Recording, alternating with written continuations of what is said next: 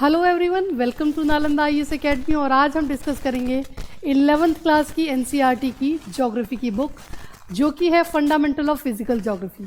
तो चलिए स्टार्ट करते हैं। हम देखेंगे यूनिट 1 का ज्योग्राफी एज ए डिसिप्लिन। इसमें आपको ये बताया जाएगा कि भाई ज्योग्राफी आप क्यों पढ़ रहे हैं, क्या है ज्योग्राफी की ब्रांचेज कौन कौन सी हैं। तो चलिए ज़रा देख लेते हैं। पहला है ज्योग्राफी एज ए डिसिप्लिन। तो देखिए, ये कह रहे हैं कि आपने अभी तक क्या है ना कि 10th क्लास तक या सेकेंडरी की स्टेज तक आपने क्या किया, सोशल साइंस को पढ़ा है डेफिनेटली। आपने उसमें ज्योग्राफी को भी पढ़ा as a component of social science, कि मतलब सोशल साइंस में आप इसे एज ए कंपोनेंट पढ़ते हैं, है ना।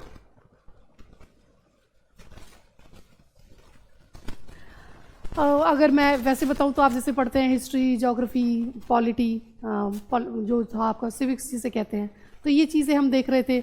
ये कह रहे हैं कि आपको अभी तक आपने वर्ल्ड में ये भी देखा होगा कि ज्योग्राफिकल जो आपके फीचर्स हैं वो डिफरेंट पार्ट्स में डिफरेंट है। ज्योग्राफिकल नेचर आपको हर जगह अलग अलग मिलता है। ज्योग्राफिकल फेनोमेना जो है वो आपके वर्ल्ड में आपको अलग अलग देखने को मिलता है। तो डेफिनेटली हमने ये सब चीज़ें तो अभी तक देखी ही होंगी। एज ए स्टूडेंट ये आपको ये कहना चाह रहे हैं। अब ये कह रहे हैं कि आप क्या करेंगे, आप ज्योग्राफी पढ़ेंगे लेकिन एज ए इंडिपेंडेंट सब्जेक्ट पढ़ेंगे। ठीक है जी। तो अब आप इसे इंडिपेंडेंट सब्जेक्ट पढ़ रहे हैं और आप जानेंगे कि अर्थ पर ये जो यहाँ का फिजिकल एनवायरनमेंट है वो कैसा है। यहाँ पर फिजिकल एनवायरनमेंट जहाँ पर आप देखेंगे कि अर्थ पे अलग अलग है, तो उसी तरह से वहाँ पर ह्यूमन एक्टिविटीज़ भी अलग अलग आपको देखने को मिलेंगी। और ये जो ह्यूमन एक्टिविटीज़ आपको देखने को मिलती है ना, तो वो वहाँ पर कैसा फिजिकल एनवायरनमेंट है उससे ये इंटरेक्शन के साथ ही उनका आपस में रिलेशनशिप बनता है। तो उनका जो आपस में इंटरेक्टिव रिलेशनशिप कैसा है ये आप पढ़ेंगे। तो कह रहे हैं कि अब आप जब इसे एज ए सब्जेक्ट पढ़ेंगे ना, तो आपके मन में ये क्वेश्चन आना लाजमी है क्या कि हम ज्योग्राफी क्यों पढ़ें या हमें क्यों पढ़नी चाहिए। तो देखिए, एनसीईआरटी की ना सबसे अच्छी बात यह है कि ये आपसे कोई क्वेश्चन पूछते हैं और वहीं फिर नेक्स्ट में आपको रिप्लाई भी कर देते हैं। तो कोई भी आपके मन में, जिसे हम कहते हैं ना कि दुविधा नहीं रहने देते ये। तो why should be study geography, हमें क्यों पढ़नी चाहिए ज्योग्राफी, क्यों? क्योंकि we live on the surface of the earth, क्योंकि हम जो हैं अर्थ के सरफेस पे रह रहे हैं। हमारी जो लाइफ है ना वो हमारे सराउंडिंग से बहुत ज़्यादा अफेक्टेड होती है ना। हमारे सराउंडिंग से हम कई तरह से क्या होते हैं कि अफेक्टेड होते हैं। हम क्या करते हैं कि हमारे आसपास जो हमें रिसोर्सेज मिलते हैं हम उसके ऊपर डिपेंडेंट हैं।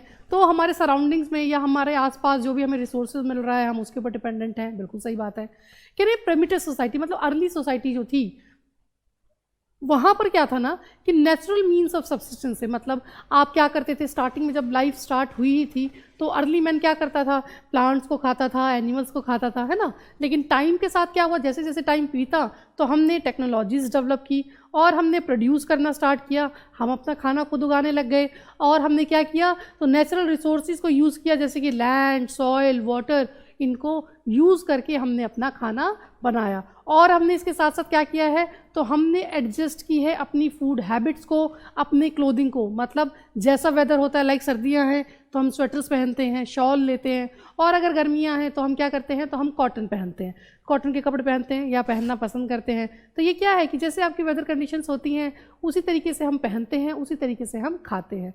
तो ये जो आपको देखने को मिलता है ना, ये वेरिएशन ये क्यों मिलता है, क्योंकि हर जगह का जो नेचुरल बेस है वो अलग है। जो टेक्नोलॉजिकल डेवलपमेंट है हर जगह पर वो डिफरेंट है।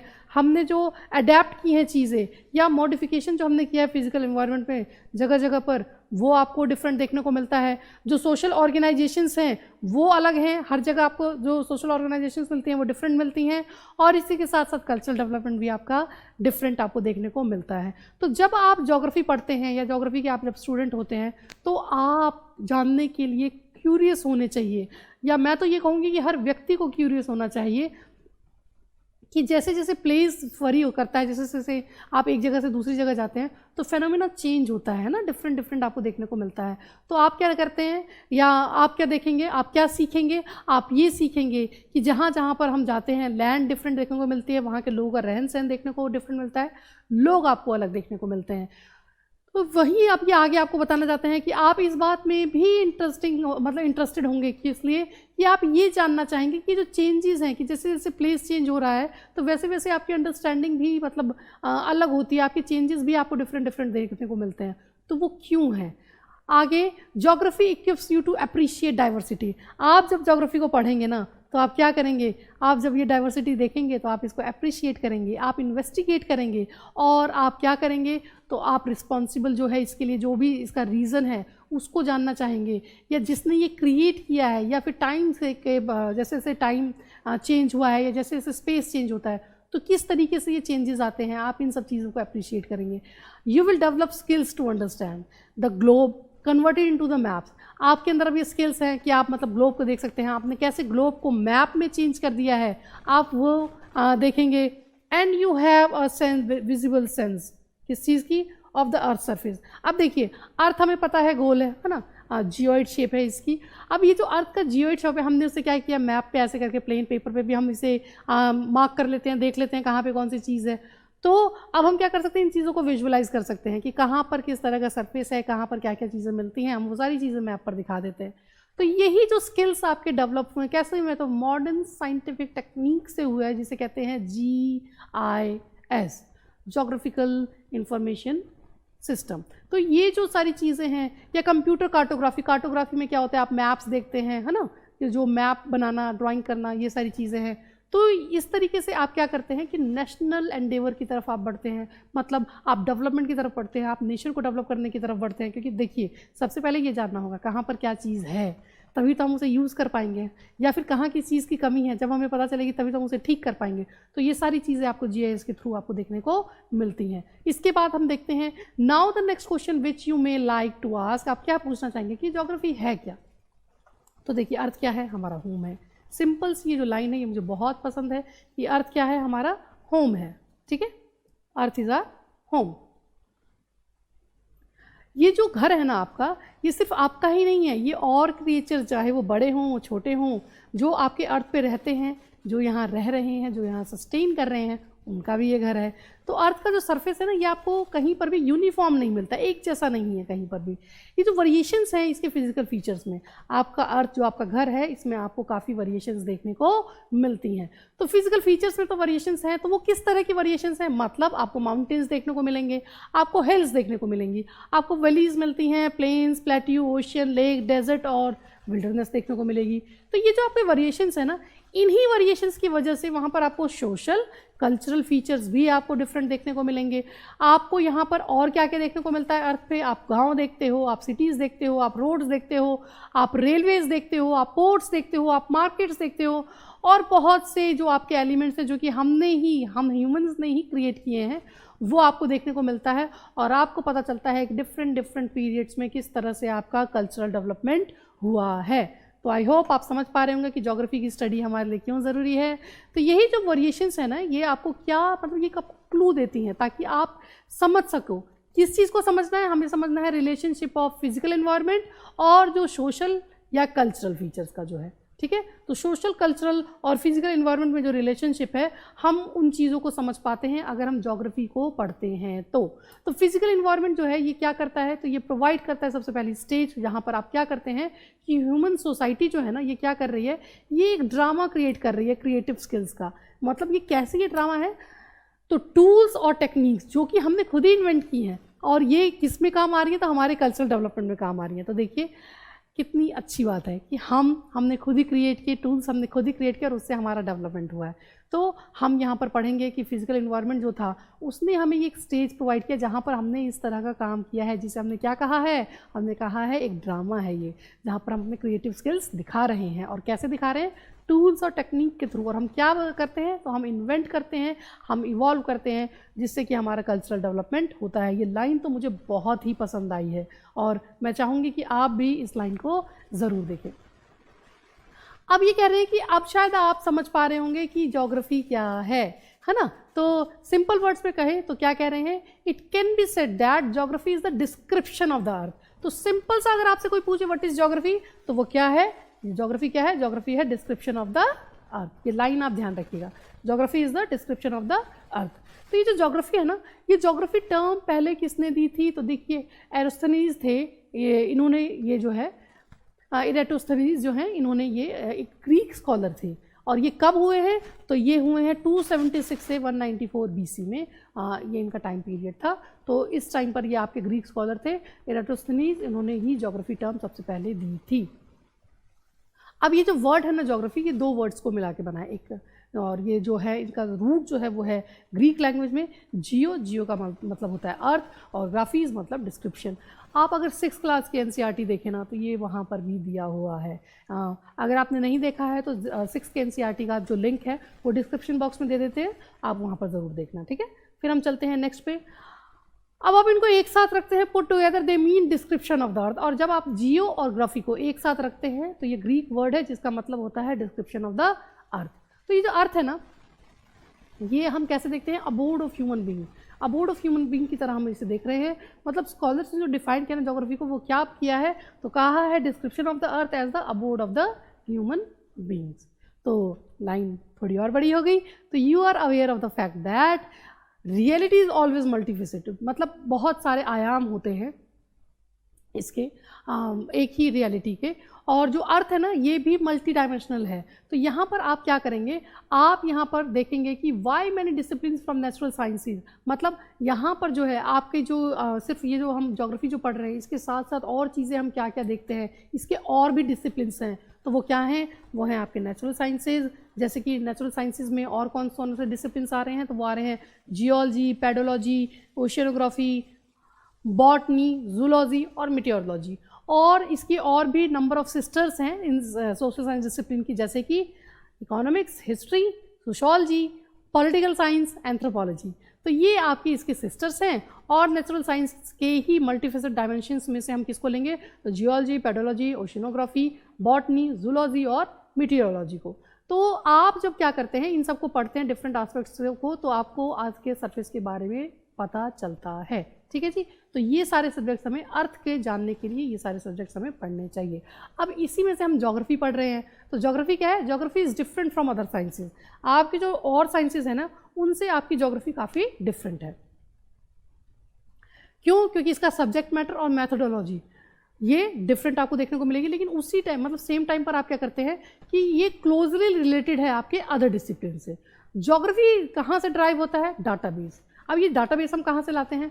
जितने भी आपके नेचुरल और सोशल साइंसेज हैं उनके सिंथेसिस से। सिंथेसिस का मतलब क्या होता है ना, जब दो या दो से ज़्यादा आइडियाज़ जब मिलते हैं, ठीक है, तो उसे कहते हैं सिंथेसिस। तो सिंथेसिस से हम ये आपकी जो ज्योग्राफी है वो ड्राइव होती है। और वो किसका सिंथेसिस है? तो वो है डाटाबेस का और नेचुरल और सोशल साइंस का, ठीक है। नेक्स्ट हम देखें तो we have noted that there exist variations. यहाँ पर आपको वेरिएशंस देखने को मिलती हैं सरफेस ऑफ अर्थ पे। मतलब आपका यहाँ पर फिजिकल और इसके साथ साथ कल्चरल इन्वायरमेंट भी आपको काफ़ी वेरिएशन में देखने को मिलता है। नंबर ऑफ फेनोमेनाज आपको देखने को मिलते हैं। कुछ फेनोमेना आप देखेंगे कुछ कुछ जगह पे हो रहे हैं वो सेम है, कुछ बिल्कुल डिसिमिलर मतलब कि अलग है। तो हम क्या करते हैं? Logically to perceive geography as the study, इसको हम क्या कहते हैं? एरियल डिफ्रेंसिएशन आपको देखने को मिलेगा। The study of areal differentiation.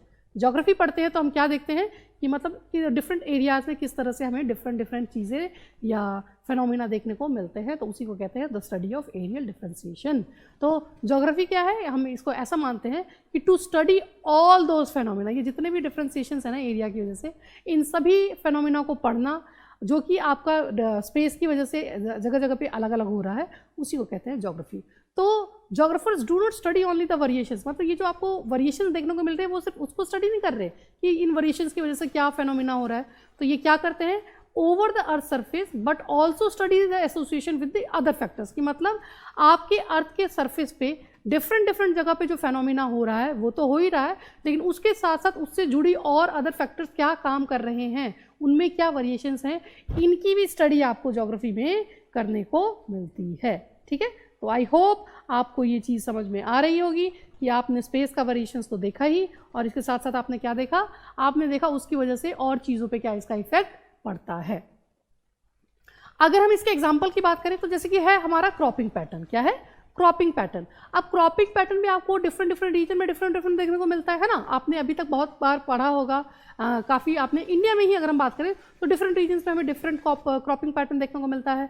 तो रीजन टू रीजन ये है आपका क्रॉपिंग पैटर्न जो है डिफरेंट देखने को मिलेगा। This variation in cropping pattern as a phenomena is related to variation in soil, क्यों ये फेनोमेना आपको डिफरेंट देखने को मिलता है? क्योंकि यहाँ पर आपकी सॉइल में वेरिएशंस होती हैं, क्लाइमेट में वेरिएशन होता है, डिमांड जो है आपकी मार्केट की वो डिफरेंट हो जाती है, कैपेसिटी जो है फार्मर की कि मतलब वो कितना इन्वेस्ट कर सकता है, कितना टेक्नोलॉजिकल इनपुट दे सकता है, वो जो वहाँ पर उसको अवेलेबल है वो भी डिफरेंट होता है हर जगह पे। तो सिंपल सी बात है कि ये सारी वेरिएशंस भी हम कैसे देखते हैं? स्पेस के साथ देखते हैं कि मतलब डिफरेंट डिफरेंट जगहों पे आपको ये सारी चीज़ें भी डिफरेंट देखने को मिलेंगी। तो ये जो कंसर्न है ना ज्योग्राफी का, ये क्या है? Is to find out the casual relationship, किसका? बिटवीन एनी टू फेनोमेना, कि दो जो फेनोमेना अलग अलग हैं उनके बीच में क्या रिलेशनशिप है, और बिटवीन मोर देन वन, या एक से ज़्यादा फेनोमेना में क्या आपको रिलेशनशिप देखने को मिलता है। तो इन्हीं चीज़ों को हम क्या करते हैं? ज्योग्राफी में सर्च करने की कोशिश करते हैं। अब ये जो आपके जोग्राफर्स हैं ना, ये क्या करते हैं? ये एक्सप्लेन करते हैं इन सभी फेनोमेनास को इन अ फ्रेम, एक फ्रेम में जहां पर आपको इनके कॉज और इफेक्ट का रिलेशनशिप बताया जाता है, ठीक है। तो इससे क्या होता है ना कि आपको ये सिर्फ इसमें हेल्प नहीं करता है कि आप इंटरप्रिटेशन कर सकें इसकी, बल्कि आप ये भी देख सकें कि ये फेनोमेना जो है फ्यूचर में अगर होगा तो कैसे होगा, है ना। तो जोग्राफर जो है आपके, या जोग्राफिकल जो फेनोमेना है, ये चाहे फिजिकल हो या ह्यूमन हो, ये स्टैटिक नहीं है, एक जैसा कभी भी नहीं रहेगा, हाईली डायनामिक है। डायनामिक मतलब होता है कि मतलब जो बदलता रहता है, समझ रहे हैं। तो the change over time, time के साथ ये आपका चेंज होता जाएगा, और इसका रिजल्ट क्या होता है? इसका रिजल्ट होता है इंटरैक्टिव प्रोसेसेस बिटवीन। तो ये आपका क्या होगा? इंटरैक्टिव प्रोसेस होगा किसके बीच में? Ever changing earth. आपकी अर्थ में क्या हो रहा है? हमेशा चेंज आ रहा है, अनटायरिंग, कभी भी बिना थके, एवर एक्टिव, हमेशा एक्टिव है। और ह्यूमन बींग्स के बीच में ये जो आपका रिलेशन है, इसके प्रोसेस को ही हम आपकी ज्योग्राफी में पढ़ेंगे। प्रिमिटिव ह्यूमन सोसाइटी जो थी ना, वो डायरेक्टली डिपेंडेंट थी किस पे?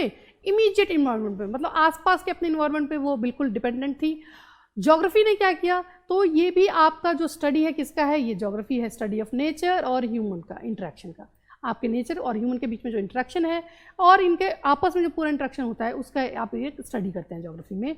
ह्यूमन मत is an integral part of nature. Obvious सी बात है, हम क्या है? नेचर का ही एक पार्ट है, इंटीग्रल पार्ट है। तो नेचर के ही इम्प्रिंट्स आपको कहाँ देखने को मिलते हैं? ह्यूमन में देखने को मिलेंगे। नेचर हमें बहुत इन्फ्लुएंस करता है, हमारे जो लाइफ है उसके डिफरेंट एस्पेक्ट्स को ये आपको इन्फ्लुएंस करता है। इसी के इम्प्रिंट्स आप देखते हैं, मतलब जैसा नेचर होगा उसी तरह का हम फूड खाते हैं, हमारा क्लोथिंग पैटर्न वैसा होगा, हम वैसी ही जगह पर रहते हैं और उसी तरह के काम हम करते हैं, है ना। तो ये सारे इम्पैक्ट्स हमारे नेचर के हमारे ऊपर देखने को मिलते हैं। तो आप जैसा कि जानते होंगे, एज यू ऑलरेडी नो, कि जो प्रेजेंट सोसाइटी है ना, ये काफ़ी सारे स्टेजेस से होके गुजरी है ना। तो प्रिमिटिव सोसाइटी थी सबसे पहली, तो वो तो टोटली आपके डिपेंडेंट थी इमीडिएट फिजिकल इन्वायरमेंट पे, है ना, तभी वो उसके ऊपर सर्वाइव करती थी। और प्रेजेंट सोसाइटी ने क्या किया है? तो इसने मॉडिफाई कर दिया है नेचुरल इन्वायरमेंट को। और कैसे किया है? तो हमने चीज़ें इन्वेंट की हैं, हमने टेक्नोलॉजी को इन्वेंट किया है, और हमने क्या किया है? तो हमने एक्सपेंड किया है और उसको किस तरह से ऑपरेट किया जाए, और अप्रोप्रिएटिंग यूटिलाइजिंग द रिसोर्सेज, मतलब जो भी हमारे पास रिसोर्सेज अवेलेबल हैं तो उनको हम किस तरह से बेटर यूटिलाइज कर सकते हैं, हमने इन चीज़ों में भी काफ़ी इंप्रूवमेंट किया है। तो ग्रेजुअल जो ये डेवलपमेंट हुआ ना आपकी टेक्नोलॉजी में, तो उससे हुआ क्या है? तो हमने क्या किया है? We were able to loosen the shackles of their physical environment. तो हमने ये जो आपका फिजिकल इन्वायरमेंट है ना, इसको भी थोड़ा सा हिला दिया है, मतलब काफ़ी इम्पैक्ट पड़ा है इसका। तो technology help in reducing the hardness of labour. तो टेक्नोलॉजी की वजह से क्या होता है कि देखिए, टेक्नोलॉजी हम यूज़ करते हैं तो ऑब्वियस सी बात है कि जो हमारा लेबर फोर्स जितना हम लगाते हैं उसमें कमी आएगी, है ना, वो हमें कम यूज़ करनी पड़ेगी। हमारी लेबर की एफिशिएंसी बढ़ती है अगर हम टूल्स का यूज़ करते हैं, टेक्नोलॉजी का यूज़ करते हैं तो। और इससे क्या होता है? तो ह्यूमन जो बीइंग है उसको लेजर टाइम मिलता है ना, कि वो अपने ऊपर भी कुछ टाइम लगा सकते हैं और अपनी लाइफ की ज़रूरतों को पूरा कर सकते हैं। तो इससे क्या होता है कि इससे ये होता है कि भाई आपका जो स्केल ऑफ प्रोडक्शन है वो बढ़ता है, और जो लेबर है उसकी मोबिलिटी बढ़ती है, एक लेबर कई जगह पर जाके काम कर सकता है। ओके, ये जो इंटरेक्शन है ना आपका फिजिकल इन्वायरमेंट और ह्यूमन बीइंग के बीच में, ये क्या करता है? तो इसके बारे में एक पोइट ने बहुत अच्छे से कहा है। क्या कहा है? एक ह्यूमन और नेचर के डायलॉग को उसने बताने की कोशिश की है। तो उसने क्या कहा? You create soil. भाई नेचर ठीक है, तुमने सॉइल बनाया, तो मैंने क्या किया? उसके कप बनाए। आपने नाइट क्रिएट की तो मैंने लैम्प बनाए। आपने विल्डरनेस क्रिएट की तो मैंने हिली टेरेन्स और मतलब डेजर्ट्स क्रिएट किया आपने, तो मैंने क्या किया? मैंने उस पर फ्लावर बेड्स बनाए, गार्डन्स बनाए। ह्यूमन बीइंग जो है ना, मतलब ये बताता है कि वो क्लेम कर रहा है कि उसने नेचुरल रिसोर्सेज में कितना ज़्यादा कंट्रीब्यूशन दिया है। तो with the help of technology human beings move from the stage of necessity, मतलब पहले क्या थे, हम सिर्फ अपनी नेसेसिटी को पूरा करते थे, अब हम एक फ्रीडम की स्टेज पे आ चुके हैं, है ना, जो चीज़ हमें चाहिए जितनी चाहिए हम उसे यूज़ कर पा रहे हैं। तो they have put their imprints everywhere, हमने अपने छाप हर जगह छोड़ दी है और क्रिएट करते हैं नई पॉसिबिलिटीज़ को, किसके साथ, लेकिन कोलैबोरेशन ऑफ नेचर के साथ। तो हम क्या देख रहे हैं कि ये जो नेचर है वो ह्यूमनाइज्ड हो गया है, मतलब हमने अपने तरीके से नेचर को चेंज कर दिया है। तो नेचुरलाइज्ड ह्यूमन बीइंग और जो ज्योग्राफी स्टडीज़ है तो ये क्या है, तो ये इसी का इंटरैक्टिव रिलेशनशिप है। Okay, the space got organise with the help of the means of transportation. अब आपकी जो ये जगहें हैं, हमने क्या किया, इनमें मीन्स ऑफ ट्रांसपोर्टेशन डाला, कम्युनिकेशन नेटवर्क डाला। अब हम क्या कर सकते हैं, एक जगह से दूसरी जगह बहुत इजीली जा सकते हैं। हमने रूट्स बनाए हैं, नोड्स बनाए हैं, मतलब हम हर जगह जाके सेटल हुए हैं, हमने वहाँ पर हायरार्की बनाई है। तो यही ये कह रहे हैं कि interacted the space and gradually it got organised. हम हर जगह गए हैं और हमने इनको ऑर्गेनाइज किया है। तो सोशल साइंस डिसिप्लिन में आप क्या देखेंगे, geography studies the spatial organisation and spatial interaction, कि आप ये जो और चीज़ें ऑर्गेनाइज कर रहे हैं और जो उनके बीच में इंटीग्रेशन है, इनके बीच में जो एक जुड़ाव है, हम इसकी स्टडी को ही ज्योग्राफी में देखते हैं। तो geography as a discipline is concern with, किससे जुड़ा हुआ है, तो 3 सेट्स ऑफ क्वेश्चन आते हैं आपके ज्योग्राफी के। तो चलिए ज़रा देख लेते हैं ये 3 सेट्स ऑफ क्वेश्चन क्या है। सबसे पहला है, कुछ क्वेश्चन जो है ना आपके रिलेटेड है किससे, identification of the pattern of nature की एंड कल्चरल फीचर, मतलब आपका अर्थ के जो सरफेस पे हम जगह जगह पे जो नेचुरल या कल्चरल फीचर्स जो देखते हैं, तो उनका जो आइडेंटिफिकेशन या मतलब उनका एक अपना पैटर्न है। तो क्या क्वेश्चन अब ये रेज कर रहा है, क्या these are the question about what, ये जो है पैटर्न ये क्या है। सेकेंड में अगर हम देखें तो some questions are related to the distribution of the natural and human cultural features over the surface of the earth, कि मतलब आपका डिस्ट्रीब्यूशन जो है ना नेचर का या ह्यूमन और कल्चरल फीचर जो हैं आपके over the surface of earth, वो कहाँ पर कैसे हैं। तो ये क्वेश्चंस किससे रिलेटेड है, वेयर। पहला हमने क्या किया कि हम आइडेंटिफाई कर रहे हैं कि क्या है नेचुरल या कल्चरल फीचर्स कहाँ पर क्या हैं, और सेकंड में हमने क्या किया है कि कहाँ हैं।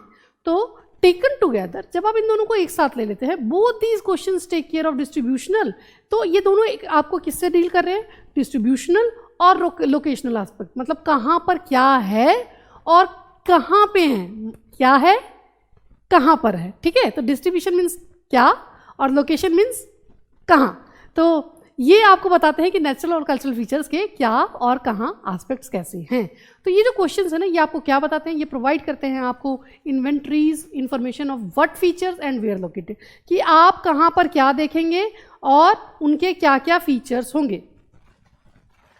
It was a very popular approach, बहुत सी पॉपुलर अप्रोच है। अब ये जो पॉपुलर अप्रोच थी ये कब की है, ये कॉलोनियल पीरियड की है। तो कॉलोनियल पीरियड में आपने इस तरह का देखा, ये जो 2 क्वेश्चंस थे ना, ये ज्योग्राफी को एक साइंटिफिक डिसिप्लिन नहीं बताते हैं जब तक कि आप थर्ड क्वेश्चन को ना देखें। थर्ड क्वेश्चन इसमें क्या ऐड कर रहा है कि ये है, तो जहाँ पर है वो भी आपको बताता है कि कहाँ पर है, लेकिन क्यों है, वाई। तो the third question is related to the explanation, ये आपको एक्सप्लेनेशन देता है, ये कैजुअल रिलेशनशिप बताता है, फीचर्स बताता है, मतलब रिलेशनशिप और फीचर्स किसके, प्रोसेस और फेनोमेना का। तो ये जो एस्पेक्ट है ना ज्योग्राफी का, ये रिलेटेड है आपके इस क्वेश्चन से, और वो क्वेश्चन क्या है, क्यों। तो ज्योग्राफी एज ए डिसिप्लिन ये रिलेट करती है स्पेस और takes note to spatial characteristics and attributes. Okay, तो आई होप आपको ये तीनों क्वेश्चन समझ में आए होंगे। तो यहाँ जो आप स्टडी करते हैं ना, ये आप स्टडी करते हैं कि किस तरह का पैटर्न है, डिस्ट्रीब्यूशन कहाँ पर कैसा है, लोकेशन कहाँ पर कैसी है, कहाँ पर कॉन्सेंट्रेशन ऑफ फेनोमेना है, मतलब स्पेस पे और मतलब किसी जगह पे, और इंटरप्रेट करती है इनको आपको और बताती है कि क्या इसकी एक्सप्लेनेशन है, क्यों वहाँ पर अगर कोई पर्टिकुलर जगह पे कोई पैटर्न है तो ऐसा क्यों है। तो ये जो आप देखते हैं ना, तो ये आपको क्या बताता है, एसोसिएट करता है inter relationship between the phenomena over space and interpret them providing explanation, कि आपको ये भी बताया कि कोई फेनोमेना कहाँ पर है तो क्यों है, मतलब कहाँ पर है, कैसा है और वो क्यों है। इसी के साथ it also takes note of association, ये आपको एसोसिएट भी करता है किससे, inter relationship between the phenomena resulting from the dynamic interaction. तो ये जो डायनामिक इंटरेक्शन बता रहा है किसका, ह्यूमन बीइंग का और वहाँ के फिजिकल एनवायरनमेंट का। तो आई होप आपको ये चीज़ समझ में आई होगी कि हम ज्योग्राफी क्यों पढ़ रहे हैं। हम चलते हैं आगे, हम इसे देखते हैं एज ए इंटीग्रेटेड डिसिप्लिन।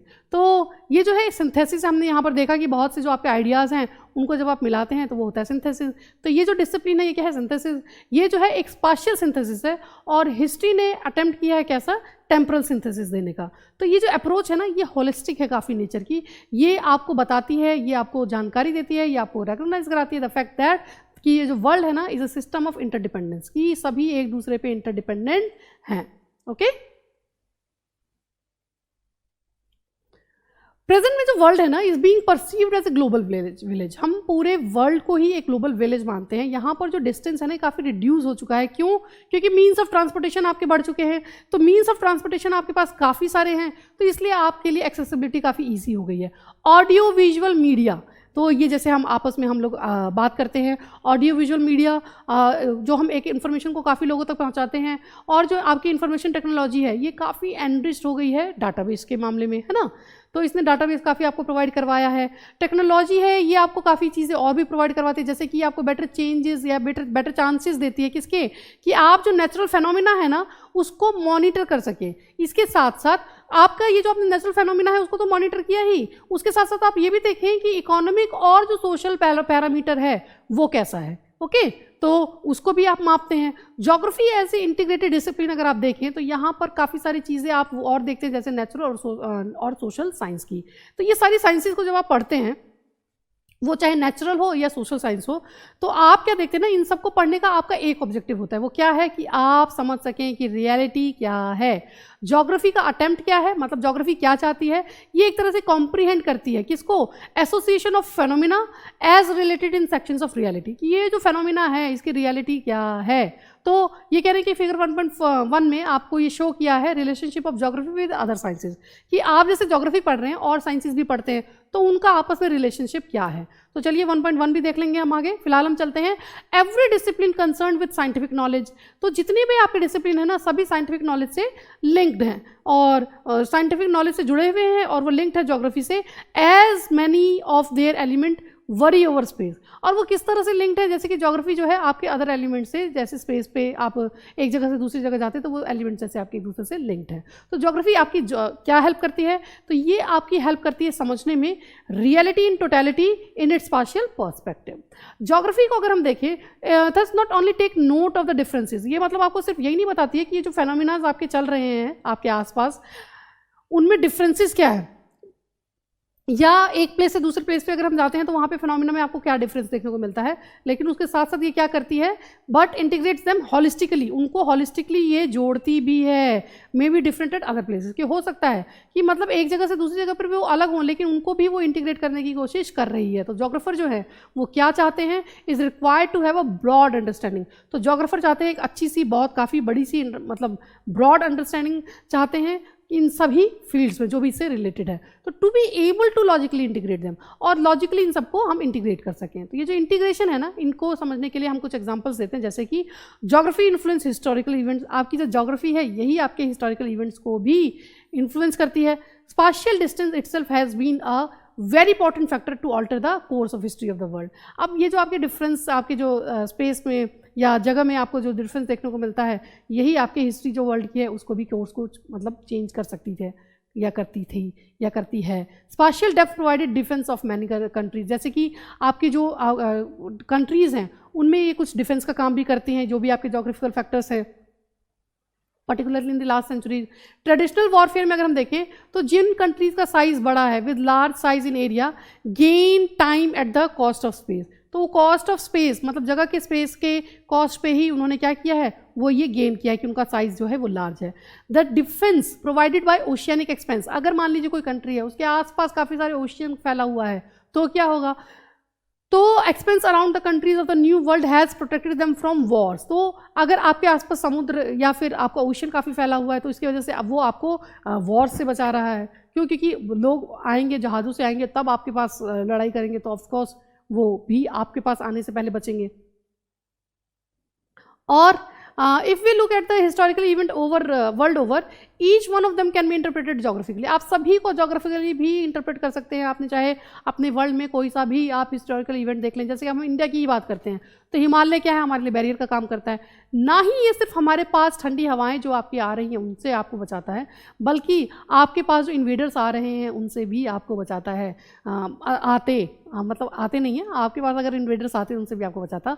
तो and provided protection but the pass is provide provided routes, आपके ये जो माउंटेन्स उनमें पासिस भी हैं, पास मतलब जाने का रास्ता, तो ये रूट्स देते हैं जिसके थ्रू आपके पास क्या हुआ है, माइग्रेंट्स आए हैं, इन्वेडर्स भी आए हैं सेंट्रल एशिया से, ओके। तो और वहीं आपके पास सी कोस्ट भी है, तो ये क्या करता है, ये एनकरेज करता है कि जिससे कि आपके जो लोग हैं वो ईस्ट और साउथ ईस्ट एशिया, यूरोप और अफ्रीका से कांटेक्ट कर सके। हाँ, तो नेविगेशन की अगर हम बात करें तो टेक्नोलॉजी हेल्प यूरोपियन कंट्रीज़, आपके नेविगेशन टेक्नोलॉजी के थ्रू ही आपकी यूरोपियन कंट्रीज़ को हेल्प मिली और वो क्या हुआ, कॉलोनी बना लिया उन्होंने हमें, है ना। तो हमें ही नहीं, एशिया, अफ्रीका और बहुत से नेशंस को भी बनाया, मतलब एशिया कॉन्टिनेंट में काफ़ी लोगों को बनाया और अफ्रीका में भी काफ़ी लोगों को बनाया, और उसी तरह से हम इंडिया वालों को भी नहीं छोड़ा था उन्होंने। और इसी वजह से ये सी के रूट की वजह से ही उनको एक्सेसिबिलिटी मिली थी, ओशन के थ्रू ये वो आए थे। तो जोग्राफिकल फैक्टर्स अगर हम देखें तो have modified the course of history, तो इसने क्या किया, मॉडिफाई किया है कोर्स ऑफ हिस्ट्री को different parts of the world में। Every geographical phenomena undergoes change, आपको पता है ना कि जितने भी जोग्राफिकल फेनोमिना है वो क्या है, चेंज के थ्रू ही आपके मतलब टाइम टू टाइम जो है ये इनमें टेम्परेरी चेंज आता रहा है। तो चेंजेस जो आपके लैंडफॉर्म में भी आपको देखने को मिलेंगे, क्लाइमेट में भी, वेजिटेशन में भी, इकोनॉमिक एक्टिविटीज़ में भी और आपके ऑक्यूपेशन में भी आपको ये देखने को मिलता है। कल्चरल डेवलपमेंट जो है वो भी ये आपके हिस्टोरिकल कोर्स को भी में भी आपको ये चेंज देखने को मिलता है। तो इन सभी वजह से आपके हिस्टोरिकल कोर्स में भी चेंज आपको देखने को मिल गया। Many geographical features result from the decision, अब ये जो जोग्राफिकल फीचर्स जो है ना, इनकी वजह से क्या है, डिसीजन जो मेकिंग प्रोसेस है उसमें भी ये मतलब ये डिसीजन मेकिंग प्रोसेस होता किसका है, तो ये डिफरेंट इंस्टीट्यूशंस का होता है। तो पर्टिकुलर पॉइंट ऑफ टाइम पर किसी इंस्टीट्यूशन ने क्या डिसीजन लिया वो भी, उसको भी कौन इन्फ्लुएंस करता है, तो जोग्राफिकल फीचर्स आपके इन्फ्लुएंस करते हैं। तो इट इज़ पॉसिबल क्या, टू कन्वर्ट टाइम, आप जो है पॉसिबल है कि टाइम को क्या करें, कन्वर्ट करें किसमें, in terms of space and space in term of time, मतलब आप टाइम को स्पेस में कन्वर्ट कर सकते हैं और स्पेस को मतलब स्पेस मतलब जगह और जगह को आप टाइम में कन्वर्ट कर सकते हैं। इसका एग्जांपल है कि जैसे कोई प्लेस ए है वो 1500 किलोमीटर दूर है प्लेस बी से, और alternately it can also be said that place a is 2 hours away, मतलब आपकी जो ए जगह है वो 1500 किलोमीटर दूर थी, लेकिन अगर हम टाइम की बात करें कि कितनी देर में आप 1500 किलोमीटर पहुंच जाएंगे, तो अगर मान लीजिए आप प्लेन से जा रहे हैं तो ए प्लेस से वो 2 घंटे की दूरी पर है, हाँ, या फिर 17 घंटे की दूरी पर है अगर आप कैसे ट्रेन से जा रहे हैं। तो ये आप इस तरह से भी दूरी को माप सकते हैं कि आप वहाँ ट्रैवल कैसे कर रहे हैं। तो यही था आपका किसका मतलब, ये इस लाइन का, ओके। आई होप आपको ये चीज़ अब समझ में आई होगी। तो हम चलते हैं आगे। It is for this reason time is an integral part, इसीलिए कहते हैं कि टाइम जो है एक इंटीग्रल पार्ट है किसका, जोग्राफिकल स्टडीज़ का, एज द 4th डायमेंशन। तो ये कहने कि 3 डायमेंशंस को मेंशन करिए, तो चलिए ज़रा बता दीजिए 3 डायमेंशन कौन से हैं। तो figure 1.1 employ depicts the linkages of geography with different natural and social sciences. तो यहीं पर ये लिंकेज बताया गया है आपके फिगर 1.1 में, जो हमारे नेक्स्ट पेज पर भी आएगा। तो this linkage can be put under 2 segments, और इसी लिंकेज को हमने जो क्या किया है, इनको 2 सेगमेंट्स में बांटा गया है। हम चलते हैं आगे, तो physical geography and natural sciences की बात करते हैं। तो all the branches of physical geography, जितनी भी आपकी मतलब जितनी भी ब्रांचेस हैं आपकी फिजिकल ज्योग्राफी की, वो आपके 1.1 में आपको दिखा दी गई है। और 1.1 अगर मैं आपको दिखा दूं तो मैं आपको चलिए अभी दिखा देती हूँ। ये रहा आपका,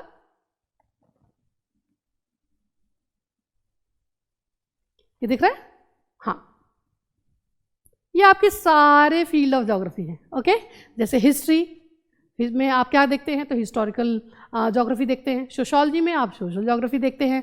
फिलॉसफी में आप ज्योग्राफिकल थॉट्स देखते हैं। एंथ्रोपोलॉजी में आप कल्चरल ज्योग्राफी देखते हैं। इन्वायरमेंटल साइंस में आप इन्वायरमेंटल ज्योग्राफी देखते हैं।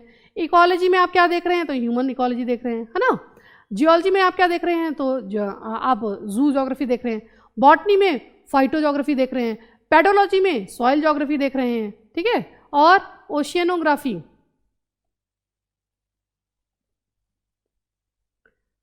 ओशियनोग्राफी में आप हाइड्रोलॉजी देख रहे हैं। क्लाइमेटोलॉजी में आप मीटियोरोलॉजी देख रहे हैं। जियोमॉर्फोलॉजी आप जियोलॉजी में देख रहे हैं, ठीक है जी। मैथमेटिकल और एस्ट्रोनॉमिकल ज्योग्राफी आप किस में देख रहे हैं, तो आप मैथ्स और एस्ट्रोनॉमी में देख रहे हैं। क्वांटिटेटिव टेक्नोलॉजी इन ज्योग्राफी आप स्टैटिस्टिकल इकोनोमेट्रिक्स में देख रहे हैं, ओके। इकोनॉमिक्स में आप क्या देख रहे हैं, तो इकोनॉमिक ज्योग्राफी देख रहे हैं। डेमोग्राफी में आप क्या देख रहे हैं, तो पॉपुलेशन ज्योग्राफी देख रहे हैं। पॉलिटिकल साइंस में क्या देख रहे हैं, तो पॉलिटिकल ज्योग्राफी देख रहे हैं। तो ये सारी फील्ड्स ऑफ ज्योग्राफी हैं जो कि आप डिफरेंट साइंस सोशल साइंस में आप देख रहे हैं। तो आई होप आपको ये टेबल देख के अच्छा लगा होगा। तो हम चलते हैं इस पे नेक्स्ट पे, ओके। तो all the branches of physical geography as shown in figure 1.1 have interface with natural sciences. Okay, तो ट्रेडिशनल फिजिकल ज्योग्राफी जो है ना वो लिंक थे किससे, with geology, meteorology, hydrology, pedology and thus geomorphology, climatology, oceanography और जो आपकी सॉइल ज्योग्राफी है, ये क्या है, इनका बहुत ही क्लोज लिंक है आपके नेचुरल साइंस से।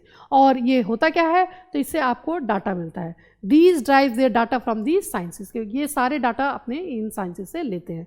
जैसे हम बात करें बायोजोग्राफी की, is closely related to botany. तो जो आपकी बायोजोग्राफी है किससे रिलेटेड है, बॉटनी, जियोलॉजी और आपके इकोलॉजी से। As human beings are located in different locations नीचे, है ना, क्योंकि आप डिफरेंट डिफरेंट नीचेज में रहते हैं। तो हम चलते हैं आगे, बात करते हैं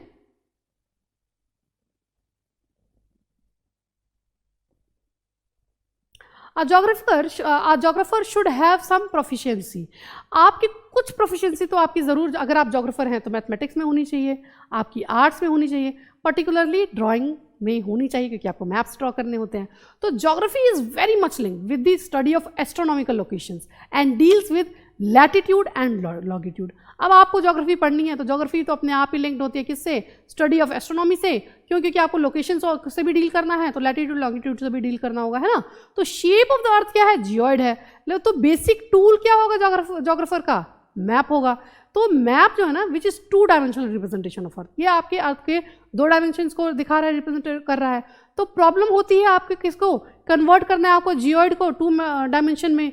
तो इसको टैकल करने के लिए क्या होना चाहिए, प्रोजेक्शन होनी चाहिए कंस्ट्रक्टेड ग्राफिकली और मैथमेटिकली। तो इसी को डील करने के लिए आपको थोड़ा सा मैथमेटिक्स भी आना चाहिए, है ना। तो ये तो कार्टोग्राफी होती है, ये कार्टोग्राफी क्या है, जिसमें आप मैप्स वगैरह ड्रॉ करते हैं, तो दैट इज कार्टोग्राफी, मतलब ड्रॉइंग से रिलेटेड है।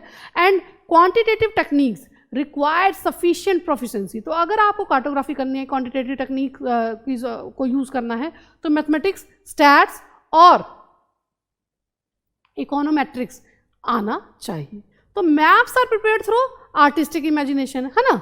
आप मैप्स बनाएंगे कैसे, अगर आपकी थोड़ी सी आर्टिस्टिक इमेजिनेशन है तो आप मैप्स बनाएंगे। Okay, maps are prepared through artistic imagination, making sketches, mental maps and cartographic work require proficiency in arts. तो इन सब के लिए आपको क्या चाहिए, थोड़ी सी आर्ट्स में प्रोफिशिएंसी होनी चाहिए।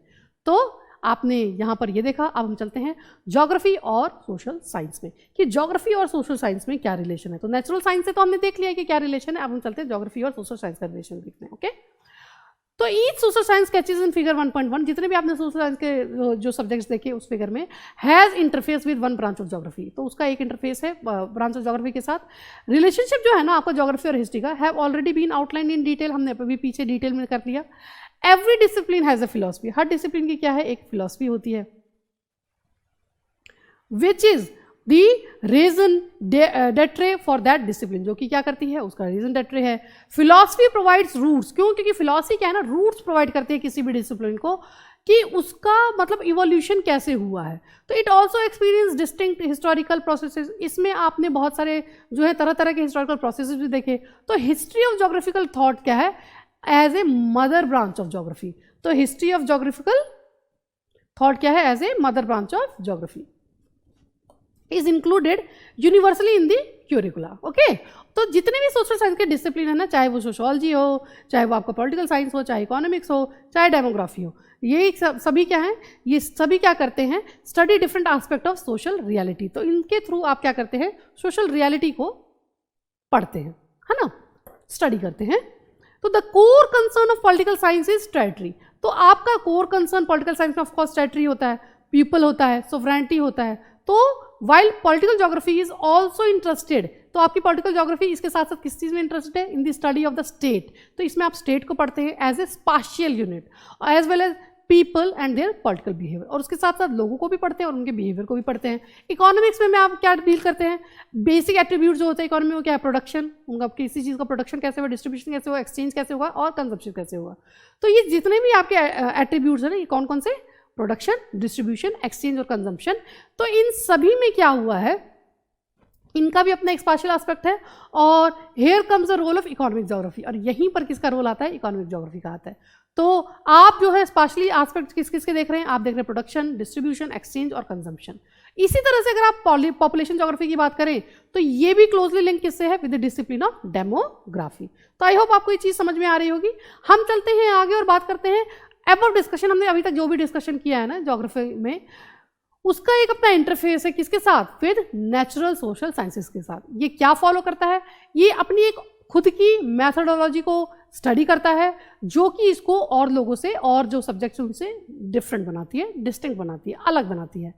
It has osmotic relationship with other discipline.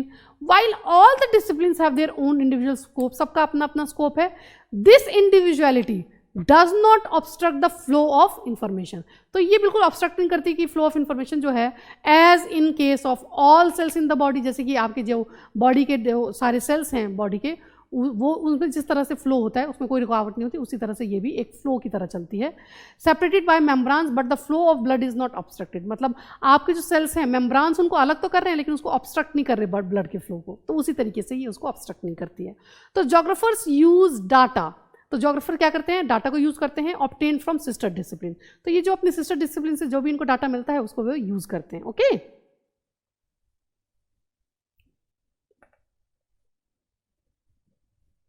And attempt synthesis over space, तो सभी सिस्टर्स से अपने डाटा को कलेक्ट किया और उसने क्या किया, एक अटेम्प्ट किया सिंथेसिस करने का, भिन्न भिन्न जो हमने आइडियाज़ हैं उनको जोड़ के कुछ नया करने का। Maps are very effective tools of geographers, तो ऑब्वियस ही बात है मैप्स इनका इफेक्टिव टूल है in which tabular data is converted into visual form. आप टेबुलर डाटा को विजुअल फॉर्म में बनाते हैं ताकि आप इसका एक पैटर्न दिखा सकें। ओके, ब्रांचेस ऑफ जोग्राफी की अगर बात करें तो कह रहे हैं it has very clearly bought out that geography is an interdisciplinary subject, ये इंटरडिसिप्लिनरी है। Study of every subject is done, आपने सारी स्टडी कर ली जब अलग अलग सब्जेक्ट की, अकॉर्डिंग टू सम अप्रोच, लेकिन सबका अपना अपना एक अप्रोच होता है। मेजर अप्रोचेज जो है ना स्टडी ऑफ जोग्राफी की, वो सबसे पहला है सिस्टमैटिक एंड रीजनल। तो पहले तो आप सिस्टमैटिक करें, दूसरा क्या करें, रीजनल करें। तो सिस्टमैटिक जोग्राफी अप्रोच जो है वो क्या है, is the same as the that of general geography, जो कि आपके जनरल जोग्राफी में चलता है वही आपके सिस्टमैटिक जोग्राफी में करता है।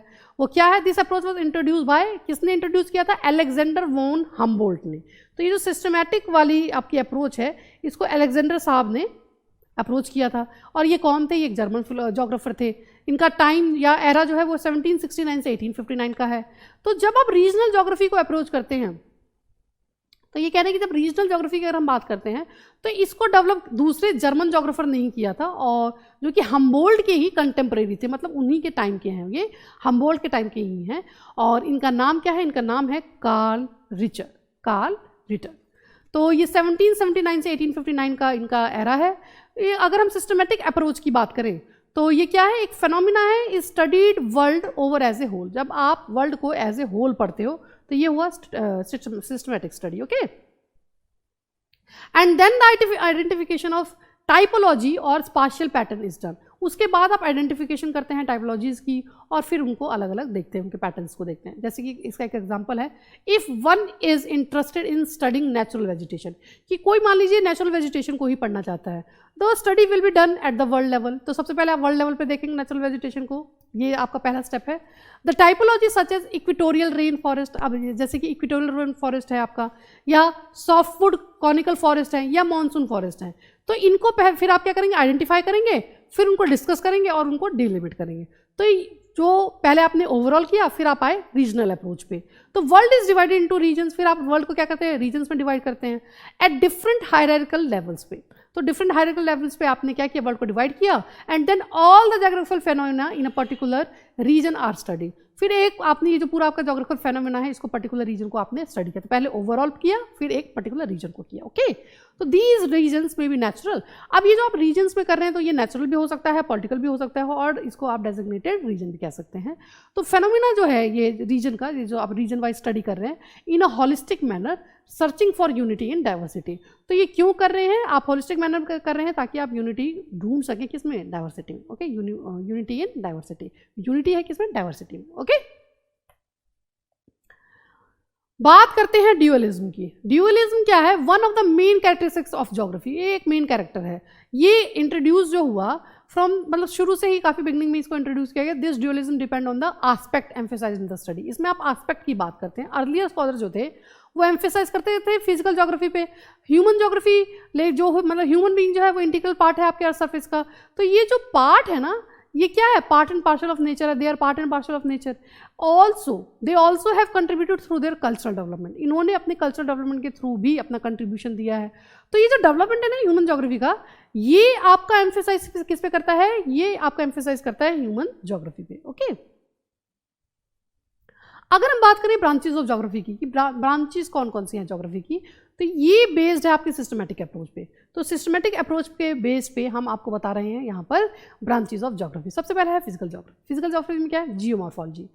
आपकी जो जियोमॉर्फोलॉजी है ये किसके आप डिवोटेड कहेंगे, ये डिवोटेड है आपके स्टडी ऑफ लैंडफॉर्म, उनका इवोल्यूशन कैसे हुआ और उसमें क्या क्या प्रोसेस उससे जुड़े हुए हैं। ओके, तो ये फिजिकल ज्योग्राफी में सबसे पहला आया जियोमॉर्फोलॉजी। फिर आया क्लाइमेटोलॉजी।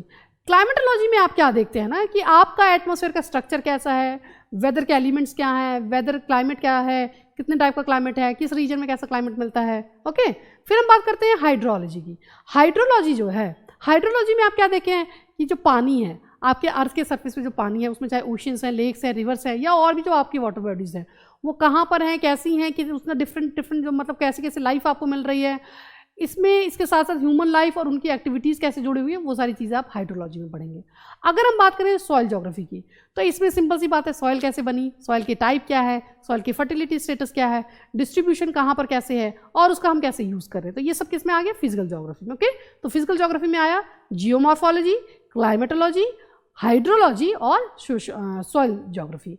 फिर हम चलते हैं ह्यूमन ज्योग्राफी की तरफ। तो अगर मैं ह्यूमन ज्योग्राफी की बात करूँ तो ह्यूमन ज्योग्राफी में सबसे पहले क्या आएगा, सोशल कल्चरल ज्योग्राफी। इसमें आप क्या करते हैं, आप देखिए सोशल कल्चरल ज्योग्राफी है तो स्टडी ऑफ सोसाइटी होगी, है ना, ये जो है स्पेशल डायनामिक भी है और उसके साथ कल्चरल एलिमेंट जो हैं आपकी सोसाइटी के वो भी, उसमें उनका क्या कंट्रीब्यूशन है वो भी आपको पढ़ना होगा। फिर हम चलते हैं, बात करते हैं पॉपुलेशन और सेटलमेंट ज्योग्राफी की। जैसे पॉपुलेशन की अगर हम बात करें कि कौन कहाँ पर कितना सेटल है, लाइक रूरल में कितने लोग हैं, अर्बन में कैसे लोग रह रहे हैं, उनकी पॉपुलेशन के बारे में स्टडी करना, population growth, distribution, density, sex ratio, migration, कि एक जगह से दूसरी जगह लोग जा रहे हैं तो क्यों जा रहे हैं, उनका ऑक्यूपेशन स्ट्रक्चर, ये सब चीज़ें हम पॉपुलेशन और सेटलमेंट ज्योग्राफी में पढ़ लेंगे। ओके, सेटलमेंट ज्योग्राफी जो है ना, ये आपका ये भी बताती है कि रूरल और अर्बन सेटलमेंट के क्या कैरेक्टरिस्टिक्स होंगे। फाइन, फिर हम चलते हैं इकोनॉमिक ज्योग्राफी की तरफ। सिंपल सी बात है, इकोनॉमिक ज्योग्राफी नाम से पता चल रहा है, इकोनॉमिक एक्टिविटीज़ के बारे में देखेंगे। तो जो लोग आपके जुड़े हैं इकोनॉमिक एक्टिविटीज से, चाहे वो एग्रीकल्चरल हो, इंडस्ट्री हो, टूरिज्म हो, ट्रेड हो, ट्रांसपोर्ट हो, इंफ्रास्ट्रक्चर हो, या फिर आपकी सर्विसेज हो, तो इन सब के बारे में आप इकोनॉमिक ज्योग्राफी में पढ़ते हैं। बात करते हैं हिस्टोरिकल ज्योग्राफी की। हिस्टोरिकल ज्योग्राफी जो है ये, इसमें आप क्या करेंगे, हिस्टोरिकल प्रोसेस जो है उसके बारे में पढ़ते हैं कि मतलब टाइम के साथ साथ, जगह के साथ साथ कैसे हिस्टोरिकली जो प्रोसेस है वो आपका हुआ है हर रीजन में। उसका क्या है कि वो कुछ हिस्टोरिकल एक्सपीरियंसेस होते हैं, है ना। तो आज आप जहाँ पर हैं वहाँ पर भी उसका कोई अपना प्रेजेंट में जो है वो उसका कुछ पीछे से चला आ रहा है, तो वो क्या स्टेटस रहा है, कैसे रहा है, आज हम कहाँ यहाँ पहुँचे तो कैसे पहुँचे, ये सारी चीज़ें आप हिस्टोरिकल ज्योग्राफी में पढ़ते हैं। तो ज्योग्राफिकल फीचर्स जो है ना, यहाँ पर आपको कुछ टेम्परल चेंजेस भी देखने को मिलते हैं और इसी के थ्रू आप क्या होता है, आपके हिस्टोरिकल कंसर्न्स भी, हिस्टोरिकल ज्योग्राफी के कंसर्न भी जुड़े होते हैं। ठीक है जी। ब्रांचेस ऑफ ज्योग्राफी की अगर हम बात करें तो ये आपके सिस्टमेटिक अप्रोच पे जो जुड़े हुए हैं, तो सबसे पहला है फिजिकल, दूसरा है प्रिंसिपल फिलॉसफी और तीसरा है मेथड्स एंड टेक्निक्स और चौथा है ह्यूमन। ओके, तो आपका जो प्रिंसिपल फिलॉसफी है उसमें आप देखेंगे ज्योग्राफिकल थॉट्स, ह्यूमन इकोलॉजी जिसमें कि आप लैंड और ह्यूमन इंट्रैक्शन देखेंगे। अगर हम मेथड्स और टेक्निक्स की बात करें तो यहाँ पर कार्टोग्राफी तो देखेंगे, वो जो मैप्स वगैरह का जो ड्राइंग वगैरह था, इसके साथ साथ आप फील्ड सर्वे देखेंगे और इसी के साथ साथ आप क्वांटिटेटिव टेक्निक्स और जियो इन्फॉर्मेटिक्स भी देखेंगे। ओके, जियो इन्फॉर्मेटिक्स में जैसे GIS, GPS, LIS देखेंगे। फाइन, फिर हम चलते हैं इंटरफेस की बात करते हैं, इंटरफेस बायोजोग्राफी की। तो इंटरफेस बायोजोग्राफी में आप देखेंगे प्लांट और जूजोग्राफी। इसी के साथ हम यहाँ पर देखेंगे इकोलॉजी, इन्वायरमेंट ज्योग्राफी। ठीक है, और ये जो है आपका यहाँ फिजिकल ज्योग्राफी, फिजिकल ज्योग्राफी में ही आप और क्या देखेंगे, तो देखेंगे जियोमॉर्फोलॉजी, क्लाइमेटोलॉजी, हाइड्रोलॉजी और सॉइल ज्योग्राफी। फाइन, फिर हम चलेंगे, हम आगे देखेंगे सोशल, कल्चरल, पॉपुलेशन सेटलमेंट और इकोनॉमिक, और इसी के साथ साथ हिस्टोरिकल और पॉलिटिकल भी देखेंगे। हिस्टोरिकल पॉलिटिकल के साथ साथ पॉपुलेशन और सेटलमेंट में आप रूरल और अर्बन देखेंगे, और इकोनॉमिक में आप क्या देखेंगे, agriculture, tourism, infrastructure, industrial, trade and transport और सर्विसेज के बारे में पढ़ेंगे। ओके, थर्ड हम बात करते हैं पॉलिटिकल ज्योग्राफी की। तो पॉलिटिकल ज्योग्राफी में आप क्या देखते हैं ना कि आप किसी भी जगह के जो पॉलिटिकल इवेंट्स हैं उसके बेस पर वहाँ की ज्योग्राफी को स्टडी कर रहे हैं और वहाँ की बाउंड्रीज को स्टडी कर रहे हैं और वहाँ का स्पेस रिलेशन जो मतलब नेबरिंग जो आपके पॉलिटिकल यूनिट्स हैं उनके साथ कैसे रिलेशन है, डिलिमिटेशन ऑफ कॉन्स्टिट्यूंसीज हो रही हैं या इलेक्शन सिनेरियो क्या है या डेवलप थ्योरेटिकल फ्रेमवर्क वहाँ पर कैसा है। तो इन सभी चीज़ों को समझने के लिए पॉलिटिकल बिहेवियर जो वहाँ के लोगों का है उसको समझने के लिए हम पॉलिटिकल ज्योग्राफी को स्टडी करते हैं। फिर हम नेक्स्ट पे आते हैं बायो ज्योग्राफी पे। बायोज्योग्राफी भी हम क्या पढ़ेंगे तो यहाँ पर हम देखेंगे फिजिकल ज्योग्राफी और ह्यूमन ज्योग्राफी के बीच में इंटरफेस करेंगे और इसी के थ्रू जो आपका डेवलपमेंट हुआ है बायोज्योग्राफी का हुआ है, जिसमें क्या क्या आता है। सबसे पहला आता है आपका प्लांट ज्योग्राफी। प्लांट ज्योग्राफी में सिंपल सी बात है, आप क्या पढ़ेंगे, आप पढ़ेंगे spatial pattern of natural vegetation, मतलब कहाँ पर किस तरह का नेचुरल वेजिटेशन मिल रहा है, वहाँ पर कैसे लोग रह रहे हैं। ओके, दूसरा जो जू ज्योग्राफी है उसमें हम क्या देखेंगे तो spatial pattern and geographical characters of animals and habitat, zoo animal से रिलेटेड। इकोलॉजी में आप क्या देखेंगे तो वहाँ के स्पीसीज जो है, मतलब आप साइंटिफिक स्टडी करेंगे हैबिटेट की और वहाँ पर जो आपको स्पीसीज मिल रही हैं उनकी। इन्वायरमेंटल ज्योग्राफी में आप क्या देखेंगे तो ये पूरे वर्ल्ड से जो कंसर्न है वहाँ पर आप देखेंगे कि इन्वायरमेंटल क्या क्या प्रॉब्लम्स आ रही हैं, जैसे कि लैंड का डिग्रेडेशन हो रहा है, पॉपुलेशन नहीं पॉल्यूशन या कंजर्वेशन हम किस तरह से करना चाहिए हमें और कंजर्व हम क्यों कर रहे हैं। तो ये इस तरीके से नई आपकी ज्योग्राफी की एक ब्रांच आपकी आई है। ओके, तो ये सारी चीज़ हम इसमें देखेंगे। ब्रांचेस की अगर हम बात करें ज्योग्राफी की, जो कि हम रीजनल अप्रोच पे, ये तो अभी हमने किया था कि स्टैटिस्टिकल पे, है ना, अब हम कर रहे हैं रीजनल पे।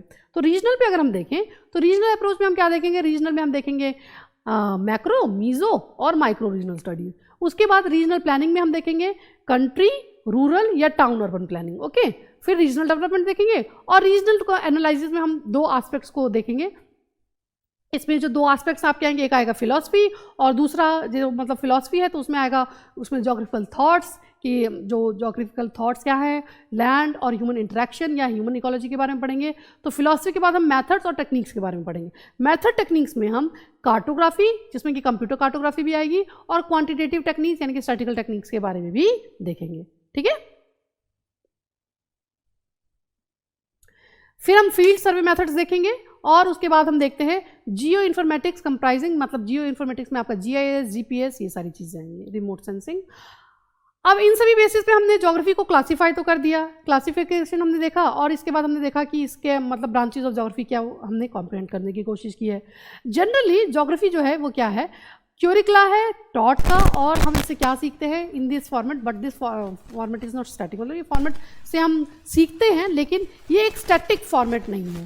कोई भी जो डिसिप्लिन है ना ये बाउंड है किसका, ये नए आइडियाज़, प्रॉब्लम्स, मेथड, टेक्निक्स इसमें आती रहती है। जैसे कि पहले मैनुअल होता था, क्या होता था, मैनुअल कार्टोग्राफी होती थी, अब जो है कंप्यूटर कार्टोग्राफी होने लगी है। चेंज आ गया ना, कुछ भी स्टैटिक तो नहीं होता है। तो टेक्नोलॉजी जो है ये स्कॉलर्स को एनेबल करती है, वो क्या करती है कि वो क्वांटम ऑफ डाटा जो को हैंडल कर सके। कंप्यूटर के आने से हुआ है, टेक्नोलॉजी के आने से ही हुआ है। इंटरनेट प्रोवाइड करता है आपको बहुत सारी इन्फॉर्मेशन, है ना, अथाह इन्फॉर्मेशन है आपके पास। तो कैपेसिटी जो है ना कि आप इन चीज़ों को एनालाइज कर सके वो भी आपकी बढ़ती है इन चीज़ों के साथ साथ ट्रिमेंडसली, मतलब ये इंक्रीज हुई है। GIS जो है ये क्या करता है, has further open vistas of knowledge, इसने भी आपके नॉलेज को काफ़ी बढ़ाया है। GPS जो है ये एक हैंडी टूल बन गया है, क्योंकि हर जगह कहीं पर भी जाना है GPS लगा दो, आपको एग्जैक्ट लोकेशन पता चल जाती है। टेक्नोलॉजीज जो हैं ये एनहांस करती हैं आपकी कैपेसिटी को, ताकि आप सिंथेसिस कर सकें और थ्योरेटिकल अंडरस्टैंडिंग को आपकी बढ़ा सकें। तो यही सारी चीज़ें आप पढ़ेंगे ज्योग्राफी में। You will learn some preliminary aspect of these techniques in your book. तो आप अपनी बुक में इसके कुछ प्रिलिमिनरी एस्पेक्ट मतलब स्टार्टिंग के बिल्कुल पढ़ेंगे और इस तरह से आप अपनी इंप्रूव कर सकते हैं स्किल्स को, और आप इनको कैसे अप्लाई करना है, किस तरह से एप्लीकेशन करनी है वो भी जानेंगे। अगर हम फिजिकल ज्योग्राफी और उसकी इंपॉर्टेंस की बात करें तो देखिए, आपको पता है कि इस बुक का नाम क्या है, फंडामेंटल ऑफ फिजिकल ज्योग्राफी, है ना। तो आपको क्लियरली पता चल जाएगा कि इसका स्कोप क्या, ये बुक आपके पास क्यों आई है, आपको क्या पढ़ना है।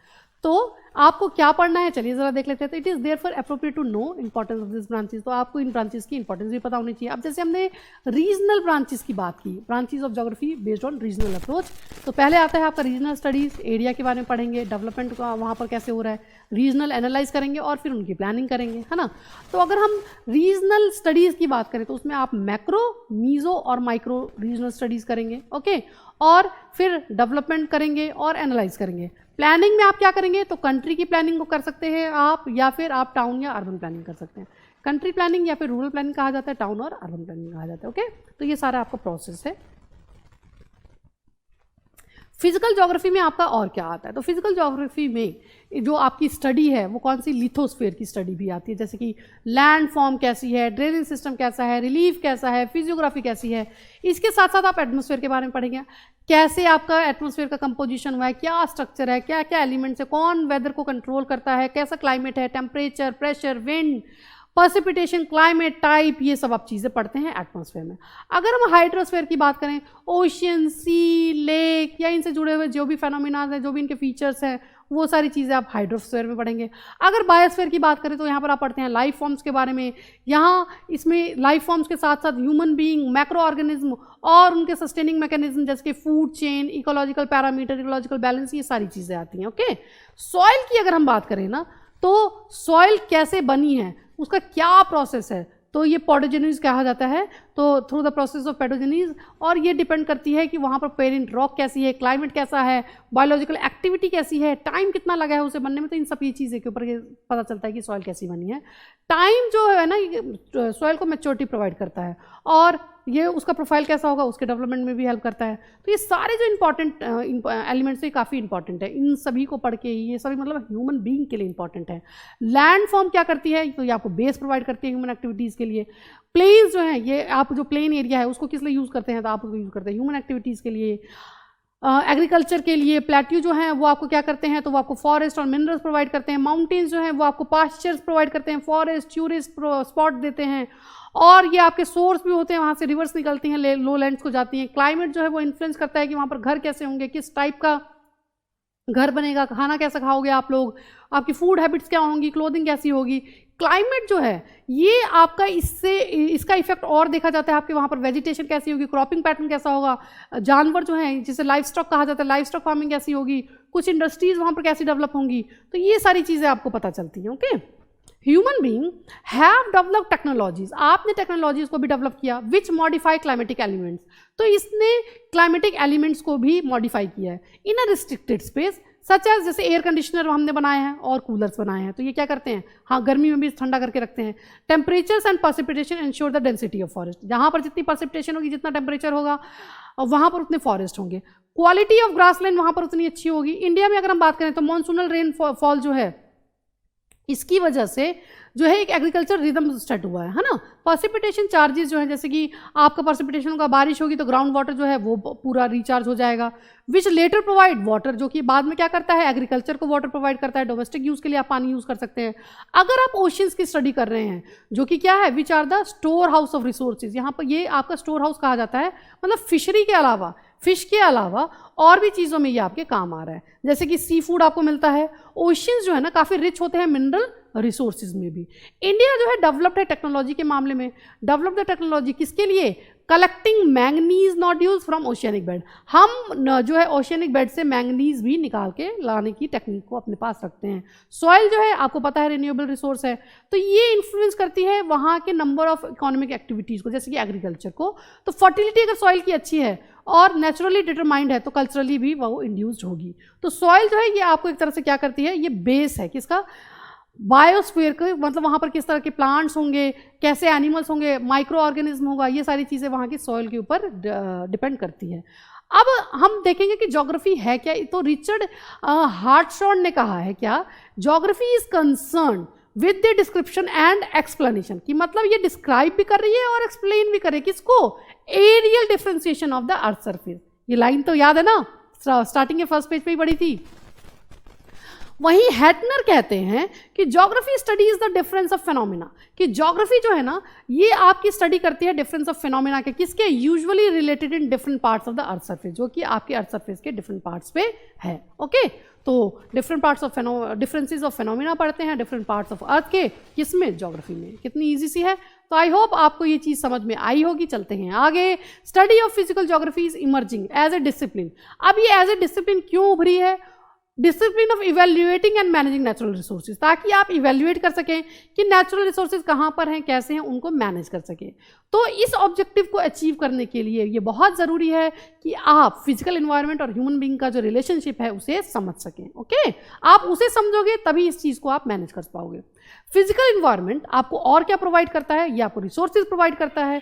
ह्यूमन बीइंग जो है वो यूटिलाइज करते हैं इन रिसोर्सेज को और फिर इंश्योर करते हैं किसको, इकोनॉमिक और कल्चरल डेवलपमेंट को। तो accelerated pace of resource utilisation, तो आप जितना रिसोर्सेज को यूटिलाइज कर रहे हैं किसकी हेल्प से, मॉडर्न टेक्नोलॉजी की हेल्प से, तो इससे एक इकोलॉजिकल इम्बैलेंस क्रिएट हो रहा है पूरे वर्ल्ड में। Hence a better understanding of physical environment is absolutely essential. ये लाइन बहुत इंपॉर्टेंट है, प्लीज़ इसके ऊपर ध्यान देना कि एक बेटर अंडरस्टैंडिंग होनी चाहिए किसकी, फिजिकल इन्वायरमेंट की। वो बहुत ज़रूरी है, बहुत किसके लिए, सस्टेनेबल डेवलपमेंट के लिए, जो कि हमारा गोल है। तो आई होप आपको ये चैप्टर 1 समझ में आया होगा, ज्योग्राफी एज ए डिसिप्लिन। अगर आपको समझ में आया है तो बीच में मैंने एक क्वेश्चन पूछा था 4 पिलर्स के बारे में, आप उसे कमेंट बॉक्स में ज़रूर बताएं कि ज्योग्राफी के 4 पिलर्स क्या हैं, और यहाँ पर ये जो एक्सरसाइज है इसको ज़रूर सॉल्व करें। ओके।